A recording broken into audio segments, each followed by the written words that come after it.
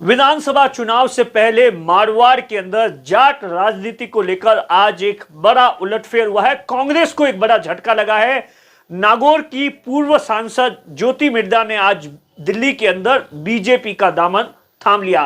पिछले लंबे समय से चर्चा थी कि ज्योति मिर्धा बीजेपी के साथ में जा सकती है।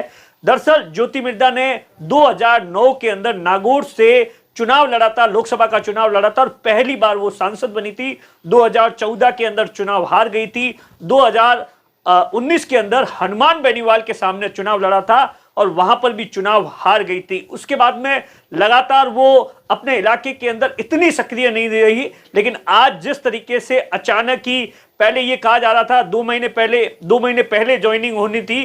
दरअसल ऐसा माना जाता है कि वसुंधरा राजे ने राजस्थान के अंदर खास तौर से मारवाड़ के अंदर जाटों के वोट बैंक को बीजेपी के अंदर लाने के लिए यह बड़ा कदम उठाया है। हनुमान बेनीवाल को रोकने के लिए हनुमान बेनीवाल की राष्ट्रीय लोकतांत्रिक पार्टी जिस तरीके से लगातार राजस्थान के अलग अलग हिस्सों में जाकर जाट वोट बैंक को बिखराव कर रही है, लगातार बीजेपी से तोड़ रही है, इन तमाम चीजों को लेकर ऐसा कहा जा रहा है कि वसुंधरा राजे ने पर्दे के पीछे यह सारा खेल किया है। जैसा कि आप सबको पता होगा, वसुंधरा राजे कुछ महीने पहले ही जोधपुर से नागौर पहुंची थी और वसुंधरा राजे ने सीधे तौर पर यह ऐलान किया था कि इस बार नागौर के अंदर 10 में से 10 विधानसभा सीट है वो बीजेपी जीतेगी। वर्तमान के अंदर आप देखिए, नागौर के अंदर जो 10 सीटें हैं उसमें बीजेपी के पास में महज 2 सीटें हैं, 2 आरएलपी के पास में सीटें हैं और 6 सीटें हैं वो कांग्रेस के पास में।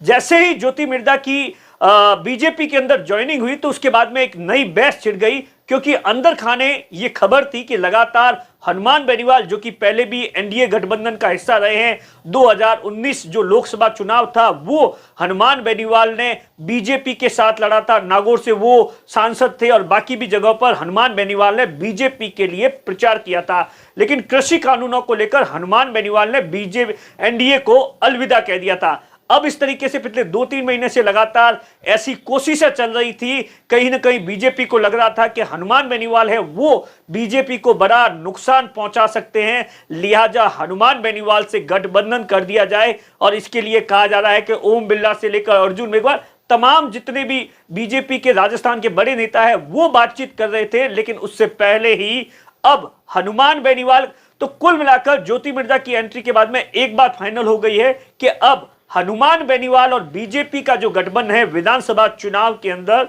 नहीं होगा।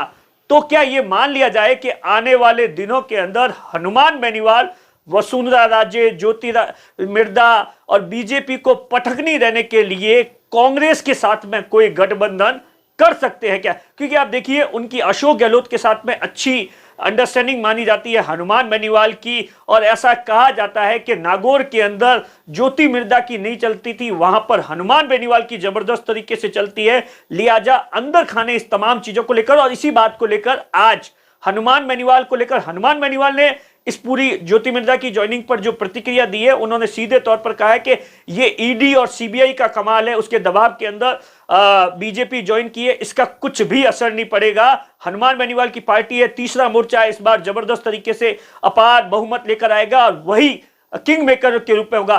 कांग्रेस ने जो प्रतिक्रिया दी है वो देखने वाली है। कांग्रेस के जो प्रदेश अध्यक्ष है गोविंद सिंह डोटासरा है, उन्होंने कहा कि अगर हनुमान बेनीवाल इंडिया गठबंधन का हिस्सा बनते हैं तो उनके साथ में गठबंधन किया जा सकता है, इस तरीके के संकेत दिए। तो गोविंद सिंह डोटासरा ने किसी भी तौर पर इस बात को नकारा नहीं है कि हनुमान बेनीवाल और कांग्रेस के गठबंधन नहीं हो सकते, इस बात को लेकर कहीं पर भी मना नहीं किया है, एक संकेत दिए हैं कि ऐसा संभव है। लेकिन सबसे बड़ा सवाल है, आप देखिए हनुमान बेनीवाल है, उनकी राजनीति जो स्टाइल है वो अपने आप में एक अलग स्टाइल है। वो लगातार इन दिनों आप देखिए युवाओं के बीच में राजस्थान के अलग अलग हिस्सों के अंदर जाकर लगातार अपनी पार्टी को मजबूत करने का कामकाज कर रहे हैं। लेकिन ये जिस तरीके से जो ज्वाइनिंग हुई है वो नागौर के अंदर भी कहीं ना कहीं आरएलपी के लिए आने वाले चुनाव के लिए एक बड़ी मुश्किल है, क्योंकि वहां पर आप देखिए अब ऐसा कहा जा रहा है कि ज्योति मिर्धा है वो हो सकता है कि लोकसभा का चुनाव वहीं से लड़ ले, हो सकता है कि विधानसभा चुनाव के दौरान वो जमकर